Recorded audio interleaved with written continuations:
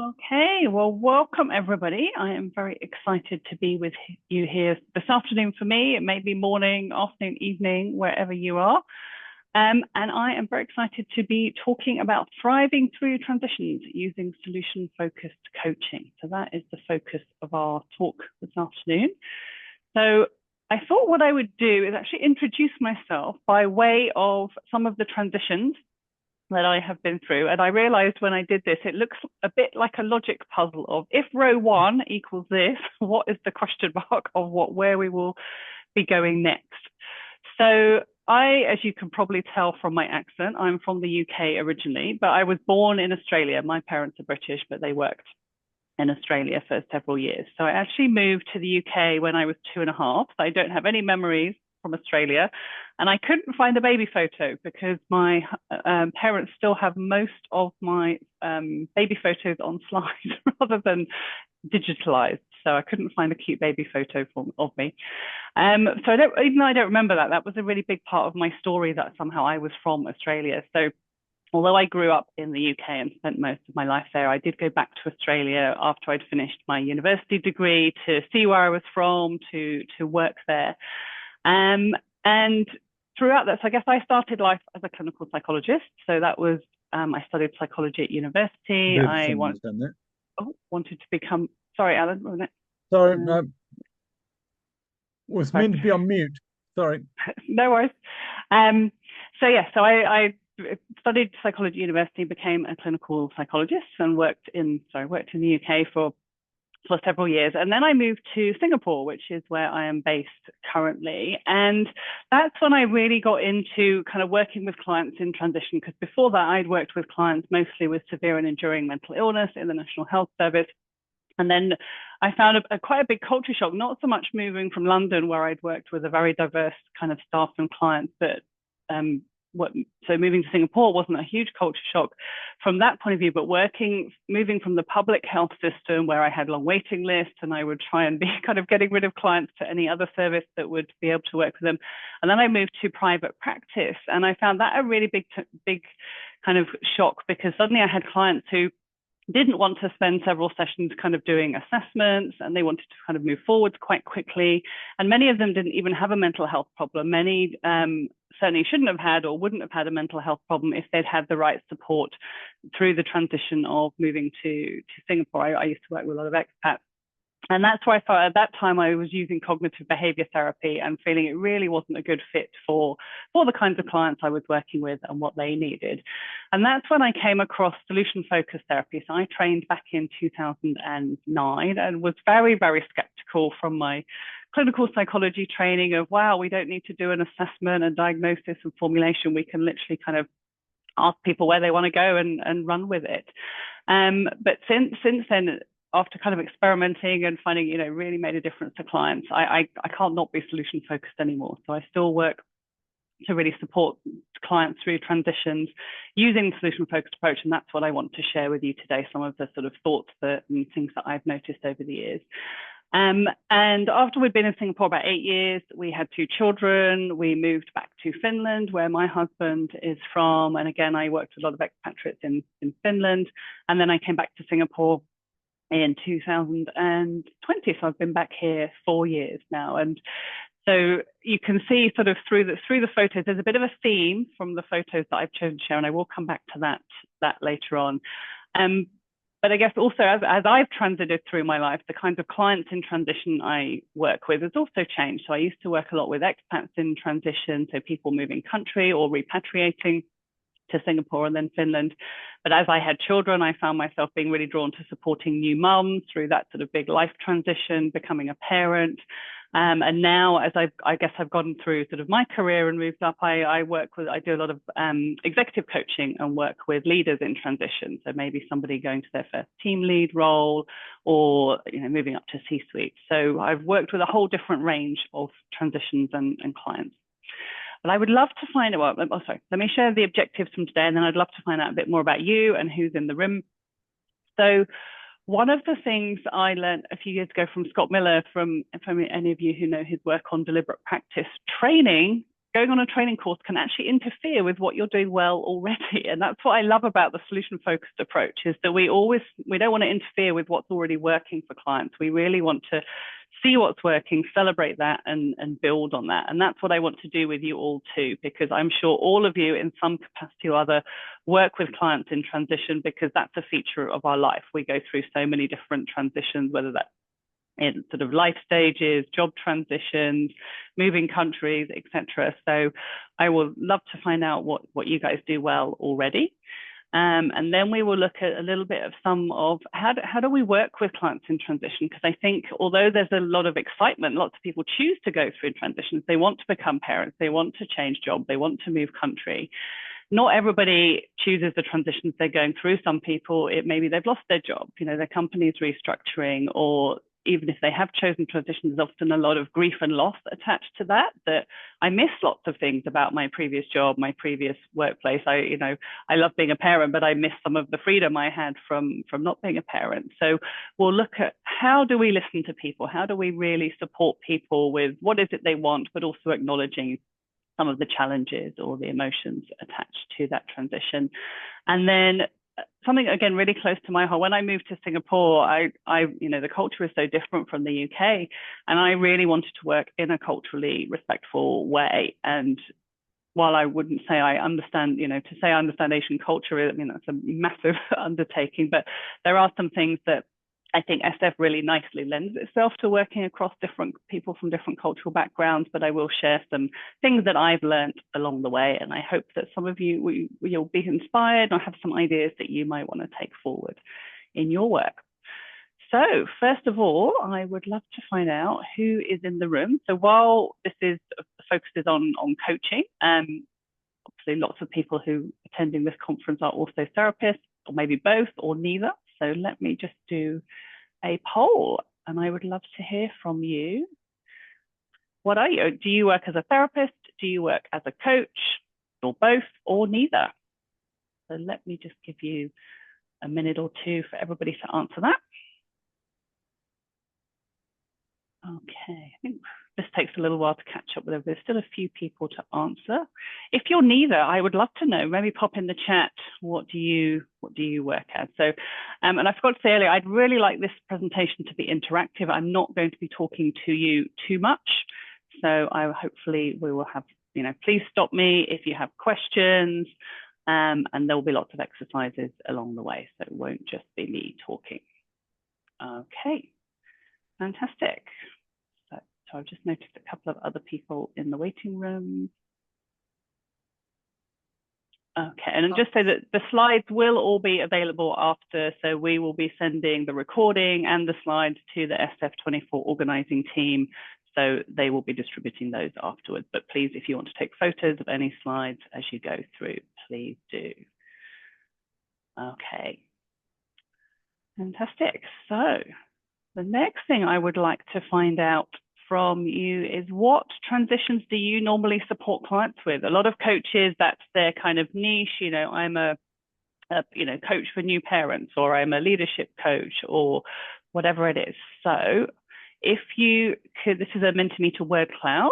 So if you could either scan the QR code or look at the number, join menti.com and enter the number at the top of the screen, and it will give you a few spaces to enter the words of what kind of transitions do you normally work with. Hopefully this works. If not, I can actually show the Mentimeter itself, but I'm hoping I've embedded it properly in the PowerPoint and it should work. I think it's just very slow. Let me, because it's on my phone, it's showing that there's lots of nice words coming up. So let me I'll stop this. I'll just share the website itself. It might be a bit quicker to see the results. Hopefully that's showing for you all. Okay. Education, yep, it's a lot of coaching through different stages of education. Leadership, corporate, middle-aged women, that's me. Approaching another transition I'm heading towards is menopause. I can totally relate to that one. So if I have any word finding difficulties during the presentation, you'll know why.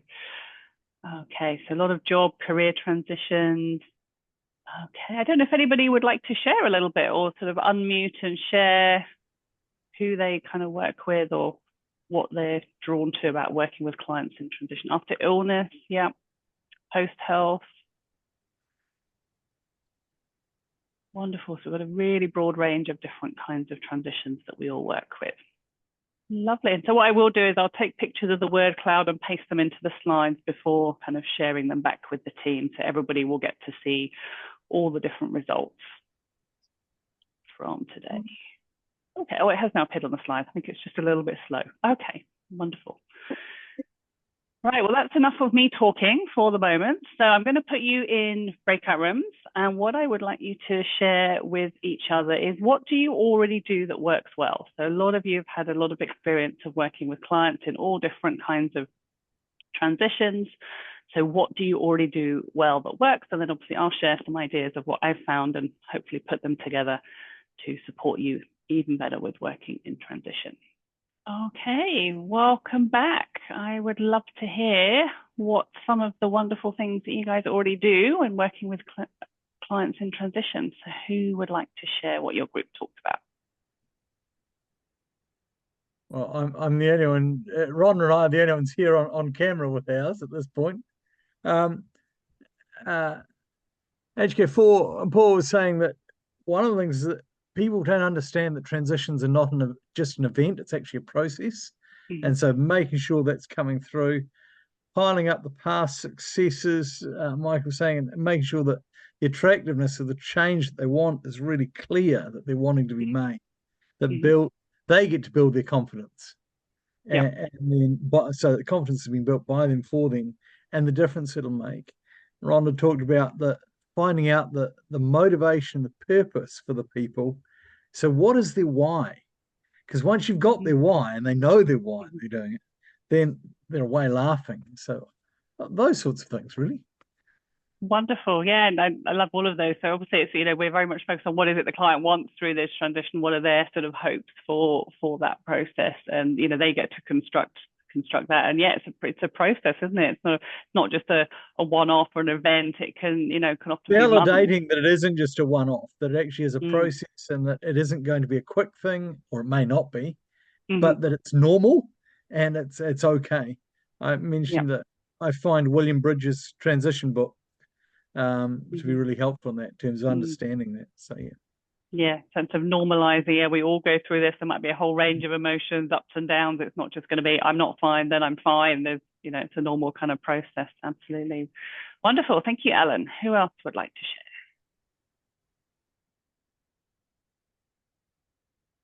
to share?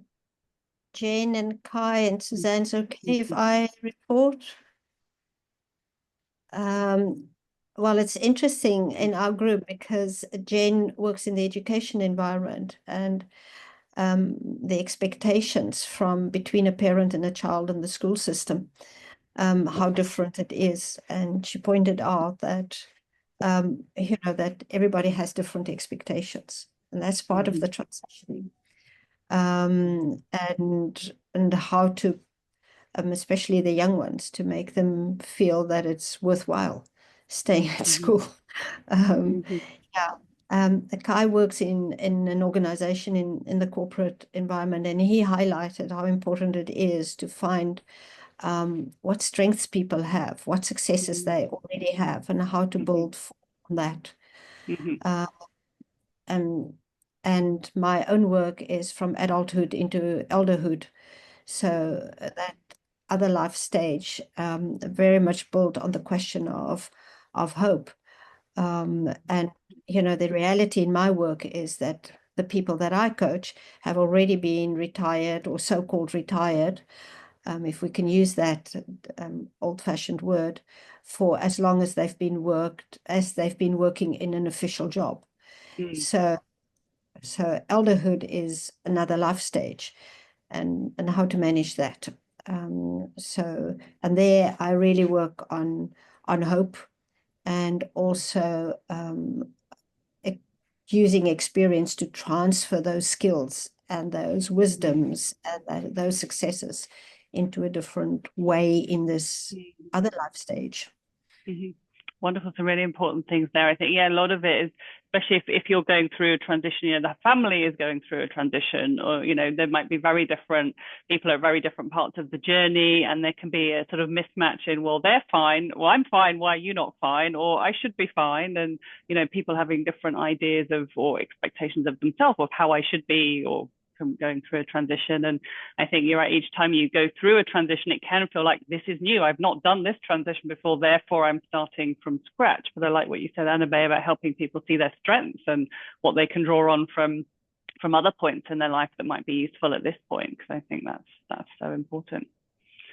Wonderful, thank you. Well, I'm sure there's more to share, but I'll carry on talking a little bit through my slides, and then we can kind of carry on with conversations. So let me go back to my slides.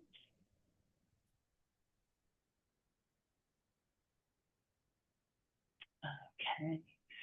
So I wanted to share, and obviously I'm preaching to converted. You're all here at a solution focused conference, so I'm assuming you all, you know, either interested in or already use this way of working. But I think I wanted to share, because when I first worked with clients in transitions, it was very much from I'm the expert. You know, I used to use things like the sort of cultural adjustment curve and kind of assess, well, where is somebody on the curve? Where should they be? How come they've got stuck? What might I advise them to do differently based on my assessment, or my expert assessment of where they are? And I think what I love about the SF approach is that it comes from a completely different perspective. It's about assuming people are already capable and resourceful, and that they will have the ability to manage and deal with whatever's challenging about the current transition that they're going through. And so I think it's about, you know, how we see people, how we kind of show up in the space, whether you're a coach or a therapist. It's how we see people, and our questions sort of come from that. And, you know, the assumptions are kind of intentionally in the questions we ask. And I will share some a little bit later, some of the questions that can be helpful for clients. And I think really one of the big things is that we come from this curious and not knowing stance. You know, there's no expectation from us about what they should be doing at any stage, or about, well, how would they like to see themselves going through this transition? What's important to them? What do they value? Not what we think. And I think that's one of the reasons it works really well across different cultural backgrounds, because there's no one right way that somebody should be managing a transition, and we're really curious how they want it to be. And I think some of you have mentioned already, you know, it's a process. It's not just an event. There can be a huge number of different emotions attached to a transition. Like I said earlier, there can be a lot of grief and loss, a lot of things that even if somebody has chosen to move to a new job, or chosen to move to a new country, or chosen to move to a different life stage, there may be things that they miss from their previous one. And I think what I really like, this is from Mark McCurgo's book, The Next Generation of Solution-Focused Practice. I really like this idea of, you know, when we're working, well, I mean, we should do this all the time anyway, but I think particularly with clients in transition, it's really important to keep one foot in the circle of progress and one in the circle of acknowledgement. So really acknowledging wherever they're at. And, you know, this might be, for example, you know, really empathizing with where they are. You know, it's really tough. I can hear there's a lot of things that you miss. I can hear that you're sad about this, or, you know, really angry that your company has let you go and you now have to find a new job. But what's important is that, you know, if we only do the acknowledging of, wow, that sounds really tough, then we're inviting more problem talk and just inviting them to sort of potentially get even more stuck in whatever they're struggling with. But by balancing that acknowledgement with our wonderful solution focused questions, we could, you know, it might be about, that sounds really tough, how are you coping? You know, we might add a coping question in there. Or I'm hearing that this is sort of really shaken how you feel about yourself. What is it you would like to be noticing instead as you go through this transition? So we can really kind of convey that deep empathy, you know, that normalizing this is a hard process. No wonder you're feeling X, Y, and Z with, well, what is it you want? And for some clients, you know, depending on the space that they show up in, you know, if I'm working with a coaching client, you know, they might already come, if I say, what are your best hopes from our session today? They may have a very clear goal. Well, I just want to get back to myself as I go through this transition. I want to be approaching my new job with confidence. But sometimes there's a lot of, well, I know what I don't want. You know, I don't want to be unhappy and uncertain how this all works. I don't want to feel lost. I don't want to, you know, feel like I've lost my confidence. So we might have to do quite a lot of work of, well, what is it you want instead? How would you like to be seeing yourself go through this process? Or suppose you were going through this process at your best, what would that look like? So it's really about being guided at the client's pace, that some have a very clear goal that we can work towards almost immediately. For others, there might be a lot of this balancing of, let's really acknowledge where you are, how have you been managing, and sort of look for opportunities to what is it they want instead through this process. So we're really guided by what it is that they want. And I think I wanted to share this. So this is something I came across when I first trained as a solution-focused therapist. And I mean, I don't speak Mandarin. My children do, which is amazing, but I don't. But I love the Chinese language because there's so much encapsulated in one word or one character. So this is the character tīng, which means to listen. And I think this really embodies what we do as solution-focused practitioners when we're listening to our clients. So obviously we're listening with our ears and our eyes, noticing what the client's saying, what do they look like, but we're really paying attention to each client as if they're the king. So the idea in this character, we're respecting each person as if they were a king. So they are the most important person. We're really listening to what they want. And it even has the SF10 or maximum, we're listening with our maximum sort of focus, our 100% attention, to really paying attention, putting all that together in terms of one heart, what's really important to our clients. And I think this really helps me guide my listening. So if a client is sharing a lot of the pain and the struggle and what they don't want, it's about how do we listen to that? What are we hearing that's important to them? What are we hearing about the kind of person they want to be? What are we hearing about who's important to them or what's important to them in that process? So it's sort of listening to what's underneath some of what can be a lot of complaining of, I really hate this country. I hate Singapore. I mean, I love Singapore personally, but I've worked with a lot of expats who may be struggling to live here. And how do we listen to that complaints and the struggle with, guiding what's important? Because that will then help guide the kinds of questions. But it sounds like you're the kind of person who values this. Is that correct? Is that something you might like more of, or that we could talk about together? So that sort of really guides my listening when I'm working with all clients. I think that's a really nice, helpful framework. So I wanted to share some possibly useful questions, and I put possible because I think, the SF conversation, it's a co-construction process. We can't possibly know what a useful question is until we've heard our client's previous answer. And I titled my presentation "Thriving Through Transitions." I don't think I've ever had a client say, I would like to thrive through this transition. That's my kind of way of encapsulating this kind of topic. So it's really about, what's a useful question for this client, and really using the client's words in our question. But at the same time, I know certainly when I was starting off SF, or even now when I'm thinking about different client groups, I also find it useful to hear a variety of questions and how it might be useful. So I think I'm going to share some possibly useful questions, but obviously, tailor them to your clients and the words that your clients use. So I think one of the kinds of questions that can be really helpful are coping questions, because often what the struggle is it's not the process, it's how I'm coping compared to how I think I should be coping, or how I think other people cope with this transition. So really asking, how would you know you're coping as well as possible, or how would you know you're managing? That really kind of helps construct what would they like to be seeing for themselves as they go through, and also what strengths, identifying strengths that they've had so far. And then some other useful questions, I think, especially when there's a change, often we think, well, I've lost this, therefore I've lost everything. So it's like, well, maybe I've ended a relationship, or so the next couple of questions about jobs, I've lost my job. And what can be really helpful is to help people identify, well, what did they value in that? What did they appreciate about that previous relationship? What did they appreciate about their old job? What is it they would want to keep going forwards? Because that can sort of help them think, well, what is it I need to create more of, or I'd like more of going forward? So maybe I don't have this person to do it with, or this workplace that I'm in, but what I really valued was, somebody to spend time doing hobbies that I like doing. So how else could you find that now, even while you're not in this relationship? Or what did you value about your old job might help you think about what kind of job you want next, or what you might like to be different. So it's both what you want to keep, but also what you might have learned that you didn't like about country X, relationship X, job X, but that you want to be different going forward. So it really helps people identify what they want. And then obviously SF is a lot about noticing. So once we found out what it is they want to be different, well, what would you be noticing that tells you that you have more this in your day-to-day life? So that can be really helpful to find out what they want more of. And a lot of it's about balancing, because some people, especially for example, when you've moved country, there's a real tension between, well, I miss my friends and family back home, and I also want to make friends in the new country. You know, how do I do both? If I only do one or the other, that's not going to be helpful. So how do you balance things? So suppose you were both connecting with your friends and family back home while also making friends here, what would you be noticing? So that can be really helpful, looking at that balance. How do I get both? And it doesn't have to be either or. And you know, I think sometimes it's like acknowledging the reality in the questions that we use. So how would you noticing moving forward despite this big change? Well, the change is there, it's happened, but how would they notice moving forward anyway through that?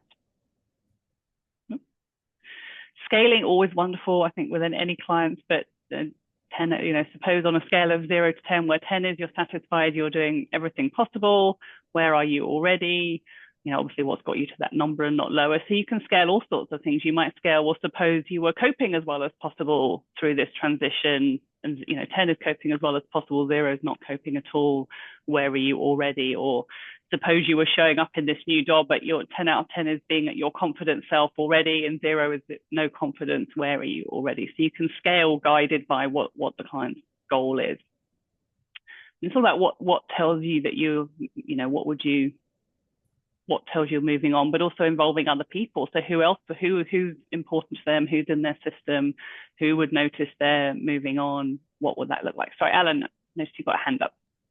Yeah, Jane, I've got a question. I'm looking at these questions, and they're really loving them all, but there's a sense of that it's all towards beyond the transition, and wondering about the space of actually being able to say, even though you don't yet know what's going to come next, in this space now, how are you wanting to be, without sort of having to the moving on or what that might look like. In ASF, we seem to be very, very keen to get the person sometimes to the next space, rather than allowing them to be in the space they are, to let that percolate and grow. I just wonder what your thoughts are on that.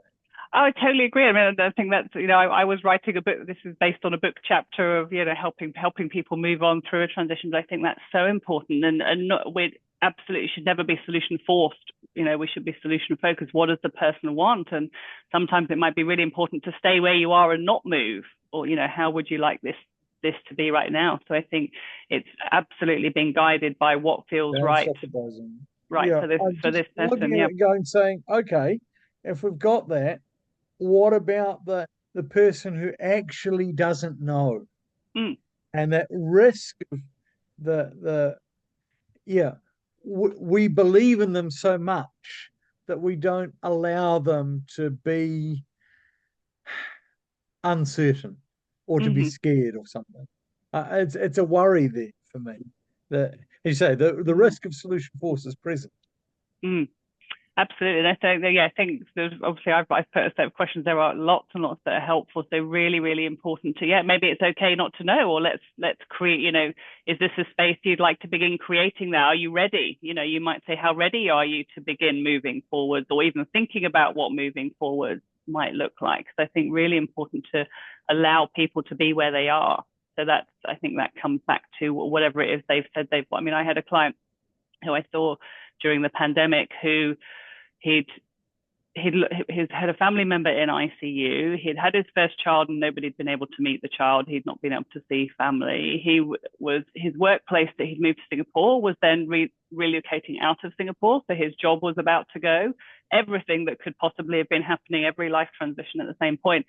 And he's like, I can't think what beyond this means. I need to survive. And so we spent a lot of conversation talking about, well, what would survival look like? What would show you that you're managing as well as you can with things exactly as they are right now? You know, we couldn't even get beyond any of this. But I can't remember how many sessions we, you know, didn't do a miracle picture for maybe like 6 to 8 sessions or something. It was really important to just acknowledge where he was and how much hard work that was just to be where he was, you know, without even kind of moving forward. So thank you for drawing attention. I think that's so important. Be guided by where your client is, what they're ready to do, and when, because it's all about, if we ask a question like, what would moving forwards look like? And they're like, well, I can't do that, then absolutely, we're not going to carry on with that line of questioning. It's about, I guess, looking for opportunities to ask useful solution-focused questions, but totally at a pace that feels right for the client. So thank you for bringing that up. Okay, I'll just share a little bit more. And some of it's about who does this person want to be? So if it's like a role transition, what kind of partner, parent do you want to be? Or I think Anne's gone now, but what kind of, as you're moving into this sort of retirement phase of your life, who do you want to be? What would other people be noticing about you? And I think really it's really making the questions idiosyncratic to your client. I had a client who'd moved country, lived alone, what her family were in a different country, and I'd asked, I think, she didn't have any pets, lived alone, but she had 30 plants. So I was asking, well, what would your plants notice that would tell you that you're settling into life in, that was Finland at the time. So it's really about using what you know about your clients. I have a client who's a bird watcher who I asked, what would the birds be noticing when you're showing up bird watching that would show that you're sort of enjoying life as it is now. So it's, really, really personalizing these questions to your clients. So both the pace, but also using what you know about who and what's important to them to guide the kinds of questions that we ask. So anyway, these are some possible use questions. Obviously, there's lots more, but really make sure that, it's about following each question from the previous answer that the client has given you. And then I want to share a little bit about cultural considerations, and then we'll have a bit more kind of interaction. So I think what I really like about SF is that we don't have any particular preconceived ideas about what coping or thriving in transitions looks like. There's no sort of, you should be at a certain place on the transition curve after X months going through this transition. It's really about, where do you want to be? How would you like to see yourself? And therefore, because it's all from the client's frame of reference, their preferred future is from their cultural frame of reference, which aligns with their priorities. So I think that really nicely sort of works about across different cultural settings, because there's no particular way that this should be. It's how do they want to see their future.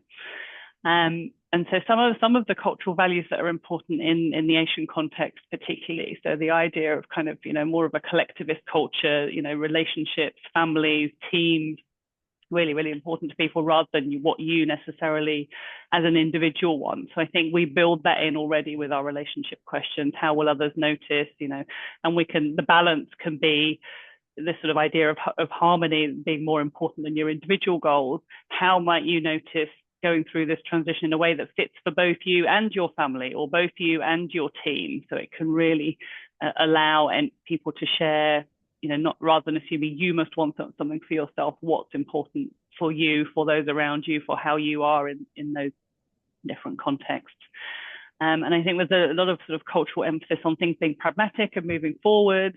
So obviously SF fits with that. With Alan's caveat, we don't want to push people forwards. Really, really important to look at their pace.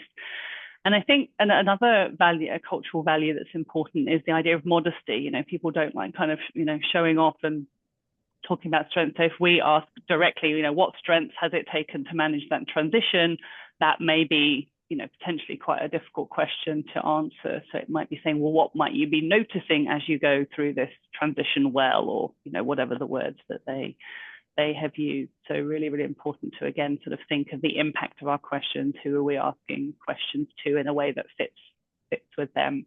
And I think always be guided by your clients, because if a question fits, they'll answer it. If it doesn't, they will tell us by not answering it, or even say, I don't like that question. I've had some clients say, no, I'm not ready for that, or that's not useful. So you can always ask, well, what would be a better question for me to ask at this point? So I would love to, that was a whistle-stop tour. Obviously, we only have an hour. I could talk about this for a really long time, but I would love to hear. So what I might do is put you back in breakout rooms for 5 minutes, just to share what have you taken away, which might be from what you've learned from other people in the breakout rooms that were sharing earlier about what they do that works really well, or anything you were inspired by what I've shared, which, how might you combine what you've heard today with what you were doing already and what you might like to try going forward. Okay, welcome back. I realize I've only got 1 minute. We want to finish by 5:02. I didn't manage the time very well, so I just want to share one more or two more slides, but I'm very happy to stay around for questions if anybody wants to. So just for anybody who was interested, so this presentation was inspired by a book chapter I wrote in our solution-focused coaching in Asia book. So there's a lot more detail in that, including transcripts of sessions. How do you set up a coaching agreement? And there's also, for anybody who's interested in working in a culturally appropriate way in this context, we've got sections on team coaching, leadership coaching, career coaching, faith-based coaching, a whole range of different chapters. So you can look for that, and then do connect. For anybody who I'm not already connected to on LinkedIn, I would love to connect with you all. Happy to keep the conversation going. If anybody has any questions, please email me. So please take yourselves off, have a break before the next workshop at the top of the hour, whatever hour it is for you. But if you want to stay, I'm very happy to answer any questions for a few minutes. Yeah, so the slides all the slides will be sent to the conference organizing team along with the recordings. So everybody who's attended, I think, I don't know, I think they attached the slides to the YouTube recording, so they will be available. I'm just not sure how yet, but yes, everybody will get the slides. So thanks, Vinay, for your question. Okay, any other questions, comments that people want to share before we finish?